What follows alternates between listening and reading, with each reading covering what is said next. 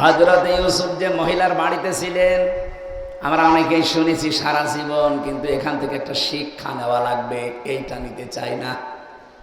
এই মহিলা তাকে 7 তলা বিল্ডিং এর উপরে নিয়ে ধোঁকা দিয়ে বোকা বানিয়ে ফুসলিয়ে মিথ্যা কথার আশ্রয় নিয়ে 7টা দরজায় তালা লাগিয়ে নিজের সবগুলো পোশাক আশাক খুলে ইউসুফকে ডাক দিয়েছেন, অকলাত হাই তালাক, আসো আমার দিকে। হযরত ইউসুফ সঙ্গে সঙ্গে তার চেহারা এবং চক্ষুকে নিম্নগামী করলেন। 1 নম্বরে চক্ষু, 2 নম্বরে চেহারা, দুইটাই নিম্নগামী করে বললেন, ক্বালা মাআযাল্লাহ,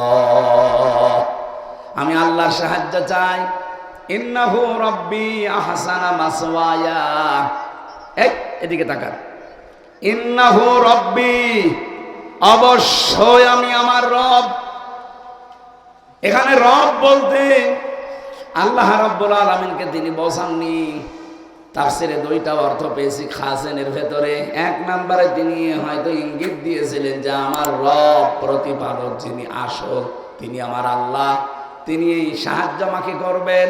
2 নম্বরে আমার রব বলতে এখানে বুঝিয়েছেন প্রতিপালক হিসাবে, লালন পালনকারী হিসাবে তার যে দায়িত্বশীল আজিজে মিসর, তাকে তিনি বোঝাতে চেয়েছেন, সুলাইখা আপনার স্বামী, আমার যিনি অভিভাবক, যার বাড়িতে আন্ডারে আমি আছি, তার কাছে থেকে তার রেখে যাওয়া আমানত তার স্ত্রীকে আমি এই জেনা ব্যভিচারের মাধ্যমে নষ্ট করব না, এটা সম্ভব না আমার দ্বারা। এখানে কারণ হিসাবে তিনি একটা উল্লেখ করলেন, ইন্নাহু লা ইউফলিহুজ যালিমুন। এখানে যারা তাফসির পড়তে পারে বা আরবি গ্রামার বোঝে, হযরত ইউসুফ কিন্তু বলতে পারতেন ইন্নাহু লা ইউফলিহুজ যালিম, যে জালেমরা কখনো সফল হয় না। তিনি নিজের কথা বলতে গেলে জালেম বলতে পারতেন, যে আমি যেহেতু নিজে এই কাজে এখন লিপ্ত হব, জালেমরা কোনোদিন পৃথিবীতে সফল হয় না, হবেও না। কিন্তু জালিমুন দিলেন কেন? এইটাই আমাদের জন্য হযরত ইউসুফ জালিমুন দিয়ে বোঝাতে চেয়েছেন, জুলাইখা শুধু আমি না, আজকের এই দিন থেকে কিয়ামত পর্যন্ত কোন মানুষ যদি সত্যি দেয় নফসের উপরে, সমাজের উপরে, জনগণের উপরে যেভাবেই হোক জুলুম করে, এই জালেমরা কোনোদিন সফল হচ্ছে না, হবেও না। বলেন নাউজুবিল্লাহ। ইউসুফ নবী নিজের দিকে শুধু ইঙ্গিত দেননি, জালিমুন বহু বচন দিয়ে আমাদেরকেও এর ভেতরে এনেছেন। সুতরাং পৃথিবীর মানুষেরা যাদের জীবনে জুলুমের কোনো অভ্যাস আছে, নিজের ব্যক্তিগত জীবনে জুলুম করে অনেকে। জুলুম কাকে বলে? যেই জিনিস যেখানে রাখা দরকার ওইটা ওই জায়গায় না রেখে অন্য জায়গায় রাখার নাম জুলুম। কি কথা বুঝতেছেন?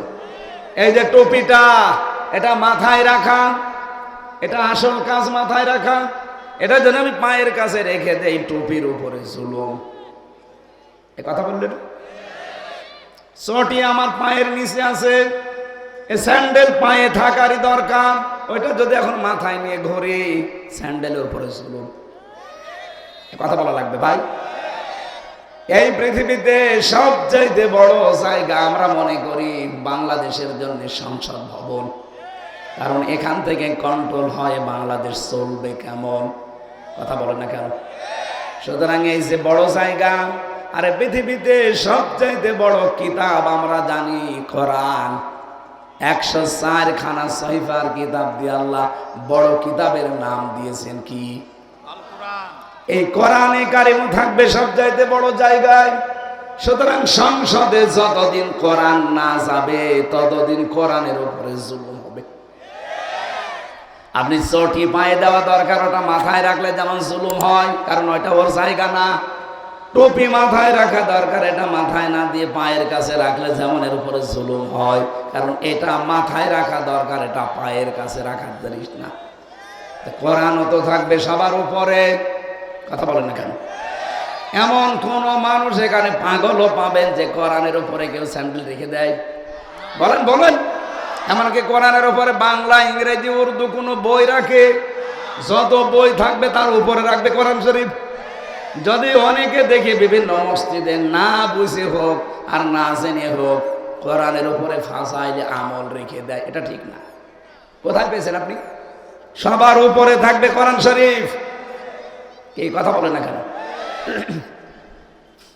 আমি এক মাওলানার নাম শুনেছিলাম, উনি আলেম, ওনার বউ ছিল হাফেজা। বাসর ঘরে স্ত্রী ওনাকে শর্ত দিয়েছে, স্বামী একটা ফতোয়া বলেন তো, এই পৃথিবীতে কোরআনের উপরে কোনো কিছু রাখা যায়? বলছে না। তাহলে আপনি তো আলেম আর আমি হাফেজা, আমি কোরআন শরীফ জিন্দা, সুতরাং আপনাকেও হাফেজ হওয়া লাগবে। 4 মাস সময় দিয়েছিল মাত্র, 4 মাসেই তিনি হাফেজ হয়ে এরপরে বাসর ঘর করেছে। আপনি চিন্তা করতে পারেন কোন জায়গায় ইঙ্গিত দিয়েছে। আমরা যদি এই সিদ্ধান্ত নিতাম যে বাংলাদেশের সব চাইতে উপরের জায়গা হচ্ছে সংসদ, ওখান থেকে এই দেশ কন্ট্রোল হবে, সুতরাং এখন আর দলমত দেখা যাবে না, সামনে একটা পরিবেশ আল্লাহ তৈরি করে দিচ্ছে। কথা বলেন না কেন? এই পরিবেশটা যদি আপনি সুযোগ কাজে না লাগান, আগামী 100 বছরে এই সুযোগ আসবে না। আর বলেন, এ কথা শুনে যদি কারো কাছে রাজনীতি মনে হয়, আমার মনে হয় মাথার ভেতরে গোবর।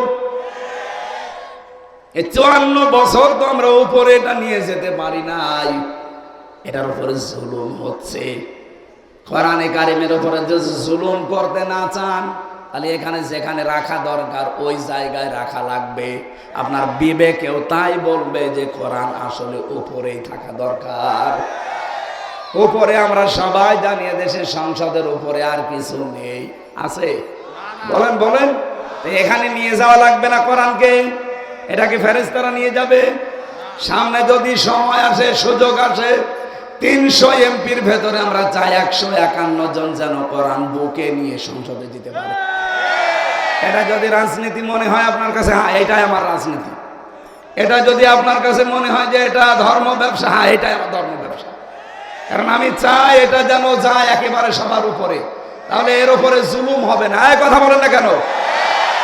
ডক্টর হাবিবুর রহমান, ওনার মতো 151 জন মানুষ যদি বাংলাদেশে কোরআন শরীফ বুকে নিয়ে সত্যি যেতে পারে, ওনারা যদি একবার সে বলে, মাননীয় স্পিকার আজকে প্রথম সংসদ অধিবেশন, আমরা নামাজের বিল চাই, উনি যদি বলে কারা এই পক্ষে আছেন হাত তোলেন, একবারে যদি 300-র ভেতরে 151 জন হাত তোলে, ওইটা কায়েম হয়ে যাবে। তারপরের দিন থেকে নামাজ পড়বে বাংলাদেশে 18 কোটি মানুষ। আমি হয়তো ভোট দিয়েছিলাম ডক্টর হাবিবকে একটা, এই কারণেই হয়তো উনি এমপি হতে পারে। ওনার একটা ভোট পাওয়ার কারণে এমপি হয়ে, যেহেতু পক্ষে ছিল নামাজের, 18 কোটি মানুষ নামাজ পড়লে যা হবে, আপনি একটা ভোট দিয়ে সেই সওয়াব পাবেন। আমি যদি বানিয়ে বলি সূরা নিসা 85-86 নম্বর আয়াত নিয়ে আসেন, কোন হুজুর নিয়ে আসবেন, আমি তাফসীর সহ দেখাচ্ছি। মাইয়াশফা শাফাতান হাসানাতান ইয়াকুল্লাহু নাসিবুম মিনহা, কেউ যদি কোনো ভালো কাজে সাহায্য করে, ও ভালো কাজ করে যা পাবে, শুধু আপনি সাপোর্ট দিয়ে তাই পাবেন। এরকম সাপোর্টের সুযোগ যদি সামনে আসে, শুধু বিড়ি আর চা খেয়েই নষ্ট করে দেবেন। অনেকে তো এই সাপোর্ট করার সুযোগ থাকে, সমর্থন দেওয়ার সুযোগ থাকে, কিন্তু বিড়ি আর চা ও সব বিক্রি হয়ে যায়। এখন যদি আপনাকে বলা হয় যে 1 কোটি টাকা দেব, হিন্দু হয়ে যান, হবে? দেখলেন, রাজি হচ্ছে না। 1 কোটি টাকা দিলে ওই হিন্দু হতে রাজি না, অথচ 1 প্যাকেট বিড়ি দিলে আর 1 কাপ চা দিলে ও ভোট পাল্টিয়ে দেয়। তো ওইটাও তো ইমান বিক্রি, ওটা ইমান বিক্রি না? জালেমরা যেহেতু সফল হচ্ছে না, হবে না, এটাকে আমার বানানো না কোরআনের? এটা তো দুনিয়ার বিষয় গেল, আখিরাতে আরো কঠিন। ইন্নামাস সাবিলু আলাল্লাযিনা ইয়াজলিমুনান নাস, আল্লাহ বলেন যারা জালেম আমি নিজে তাদের বিরুদ্ধে মামলা দায়ের করব। বলেন নাউজুবিল্লাহ। হযরত ইউসুফ আলাইহিস সালামের যে ঘটনাটা আমি তুলেছিলাম শিক্ষা দেওয়ার জন্য, এবার সেই শব্দটা সামনে এসেছে। হযরত ইউসুফ নবী আল্লাহর কাছে তিনি সাহায্য চাইলেন মনে মনে, কারণ চরিত্রের এই মহা দুর্যোগ চলছে। আরে ভাই, আমাদের মতো যৌবন ওনার না। এই দেশে আমরা যারা পুরুষ মানুষ আছি, আমার মনে হয় এখনো বহু পুরুষ এমন আছে ইন্ডিয়া হারবার আর কলকাতা হারবাল ছাড়া চলতেই পারে না। কি এরকম নেই? ইউসুফ নবীর কি যৌবন এরকম ছিল? আমির হামজার 100 আমির হামজা যৌবন চা, ইউসুফ নবীর একাই তাই ছিল। কি কথা বলেন এখানে?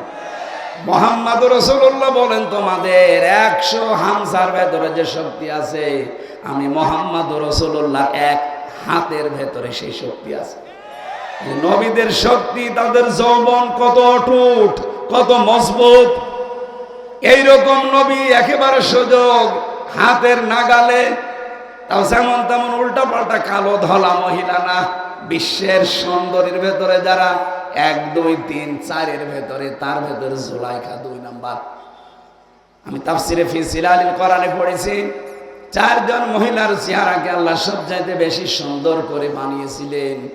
1 নাম্বারে আল্লাহ নিজের হাতে কাটিং করে বানিয়েছেন হযরতে হাওয়াকে। আদম আলাইহিস সালামের বাম পাজরের হাড় বের করে নিয়ে যে সুন্দর কাটিং করেছিলেন, ওইটা হাওয়া আলাইহিস সালামের। এত সুন্দর মানুষ দুনিয়ায় আসে নাই, কিয়ামতের আগে আর আসবেও না।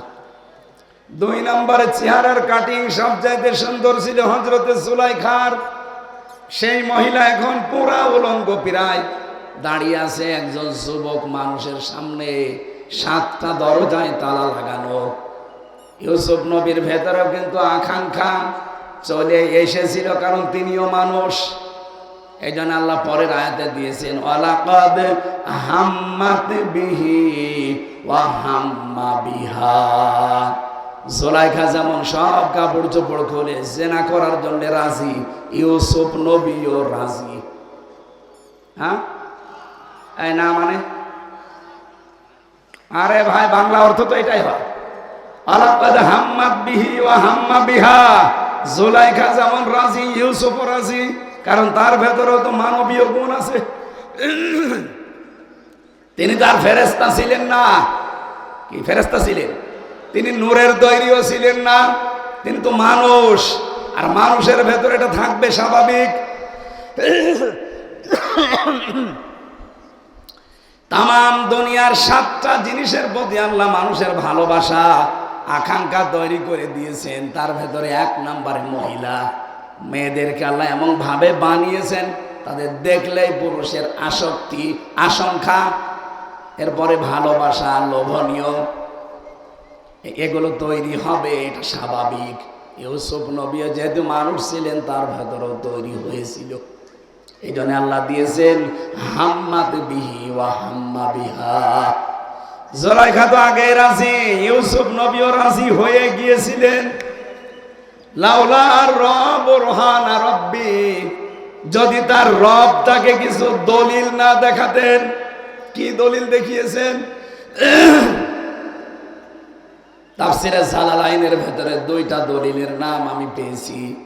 এই যে বরহানা রব্বি, তার রব তাকে প্রথম দলিল দেখিয়েছেন, জান্নাত থেকে একটা চিরকুট পাঠিয়েছিলেন জিবরাইলকে দিয়ে, আমি তোমার মালিক আল্লাহ পাক বলছি, তুমি কিন্তু জিনা করতে পারো না হে ইউসুফ। 2 নম্বরে তার বাবা ইয়াকুব আলাইহিস সালাম একেবারে সরাসরি ঘরে এসে হাজির। ও ইউসুফ, আমি তোমার বাবা বলছি, তুমি কিন্তু জিনা করতে পারো না। ইউসুফ নবী এই 2টা দলিল দেখার পর সঙ্গে সঙ্গে তার মনের পরিবর্তন অলরেডি হয়ে গেছে। ডাক দিয়ে বলে, মালিক, তুমি আমাকে সেই কুয়া থেকে বাঁচিয়েছিলে ভাইদের ষড়যন্ত্রের, তখন তো আমার জীবন বেঁচে গেছে, কিন্তু আজকে যে মহা কুয়ায় পড়ে আছি, এখানে আমার ঈমান নিয়ে টানাটানি। রব্বুল আলামিন, আমি তোমার সাহায্য চাই, আমার ঈমানটা যেন ধ্বংস হয়ে না যায়। আল্লাহ পাক বলেন, এই 2টা দলিল দেখার সঙ্গে সঙ্গে তিনি দৌড় দিয়েছেন, একটা মনের জোরে আর একটা আমি আল্লাহর উপরে তাওয়াক্কুল করি। এই আবার শুনে, যদি এরকম কোন পরিস্থিতি আমাদের ওই ইউসুফ নবীর মতো তৈরি হয়, একদিকে মনের জোর আর একদিকে আল্লাহর উপরে তাওয়াক্কুল করে যদি একটু নড়াচড়া করতে পারি। উনি শুধু সামনের দিকে পা বাড়িয়েছিলেন। তাফসিরে জালালাইনে মুফাসসির বলেন, উনি একেবারে জুলাইখার সামনে থেকে 1 পা 2 পা করে 7টা দরজা তো তালা লাগানো।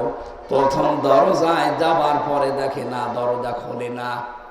উনি দাঁড়িয়ে আছেন, জুলাইখা মনে মনে হাসতেছে যে পাগল হয়ে গেছে, প্রথম দরজায় দাঁড়ানো, অথচ 7টা দরজায় তালা লাগানো, চাবি তো আমার হাতে, ও দৌড় দিয়ে করবে কি? হযরতে জিবরাইল যে ওনাকে ইঙ্গিত দিয়েছেন যে একটু সামনের দিকে যান, বাকি যা করার কে করবে? আরো জোরে বলেন। রব্বুল আলামিন সূরা তালাকের 3 নাম্বার আয়াতের তাফসীরে আমি পেয়েছি, ওমাইয়াত্তাকিল্লাহা ইয়াজআল লাহু মাখরাজা। কোন মানুষ যদি তাকওয়া অবলম্বন করতে পারে, তার দুনিয়ায় যে 27টা উপকার হয়, তার পয়লা নাম্বার উপকার শরীরের এই যে কোষগুলো থেকে আল্লাহ তাকে মুক্ত করে। 2 নাম্বার উপকার, এই মানুষটাকে আমার আল্লাহ বিপদে পড়লে এমন জায়গা থেকে সাহায্য করে যার ধারণাও তার ছিল না।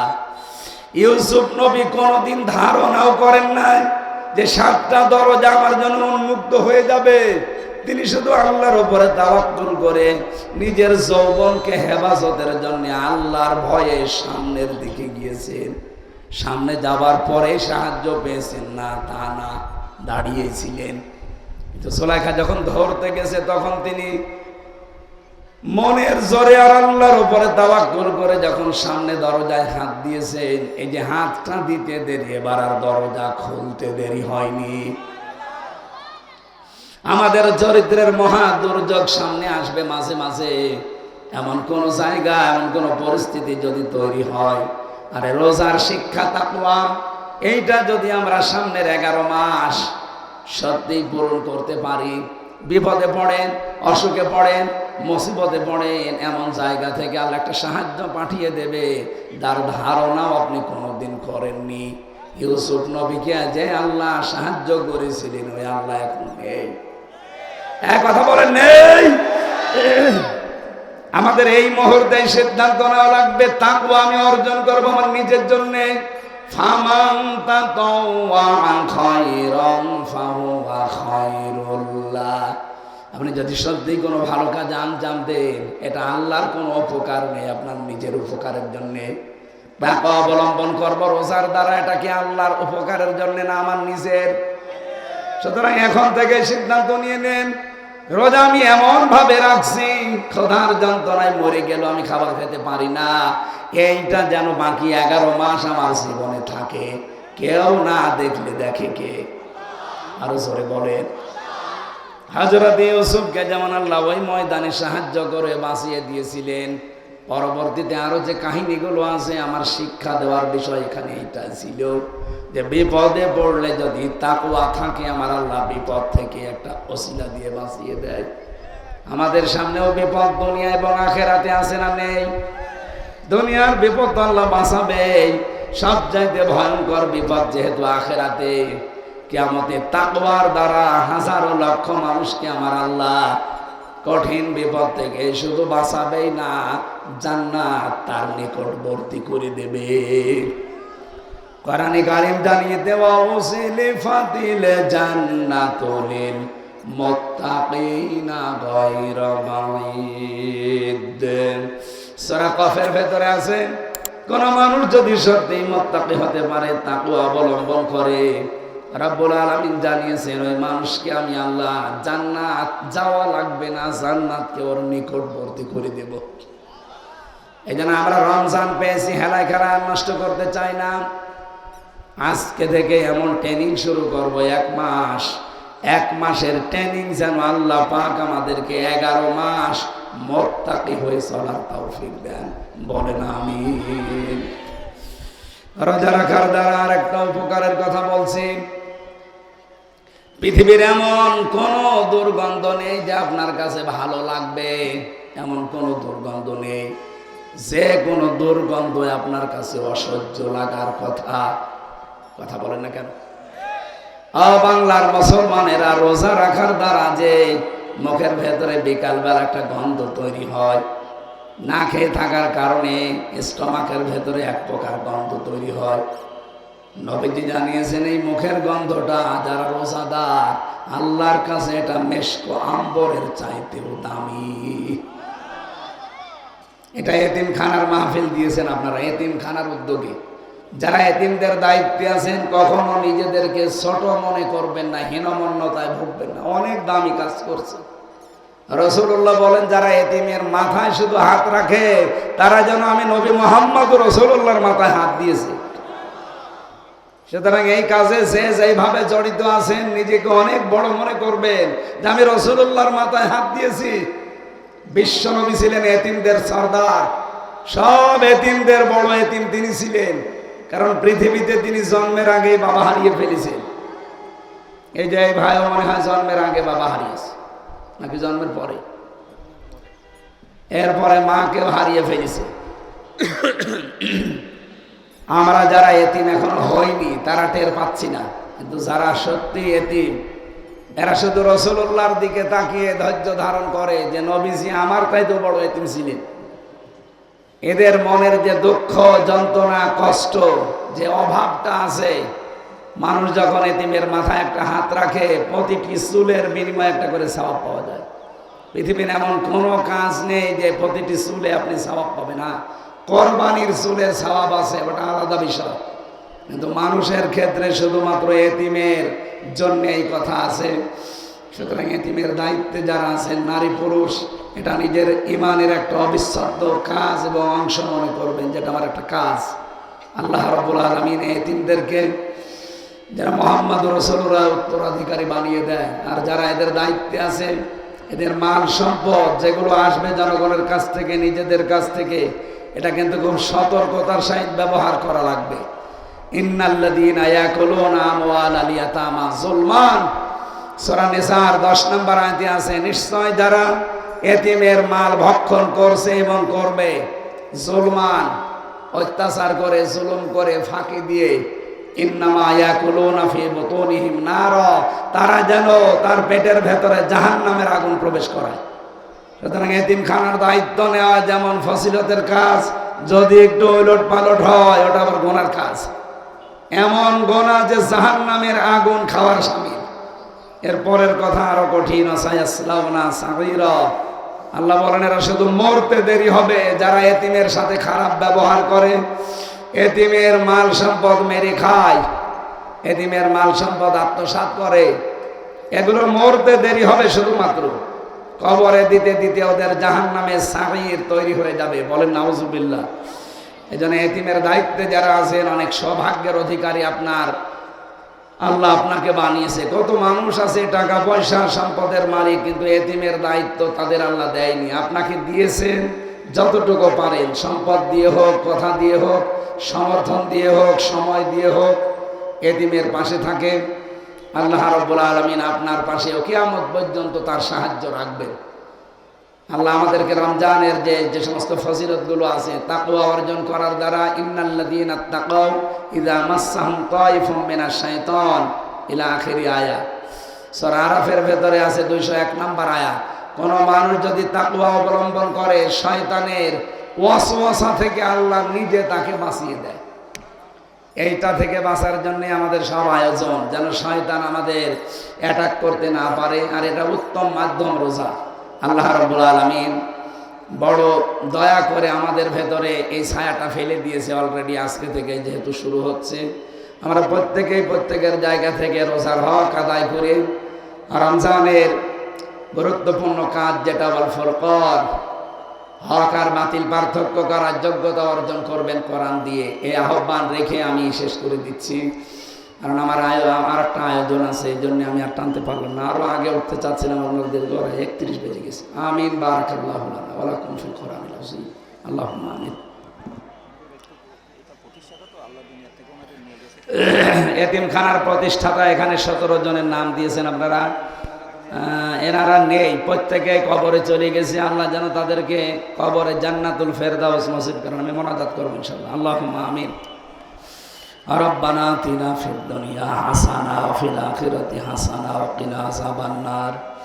রব্বুল আলামিন দিনের বেলায় আজকে পয়লা রমজান আরম্ভ হচ্ছে, তোমার কাবায় গত রজনীতে তারাবি হয়ে গেছে, তার মানে আজকে আমাদের এখানে আরম্ভ হবে। এই বরকত রহমত মাগফিরাতের একটা মাস ছায়া ফেলছে আমাদের উপরে। তোমার রহমত বরকত মাগফিরাত মেহেরবানি করে ঢেলে দাও। এই গুরুত্বপূর্ণ সময়ে তোমার যে বান্দারা কোরআনে কারীম এই আয়োজন করেছে, মেহেরবানি করে এদেরকে মাফ করে দাও।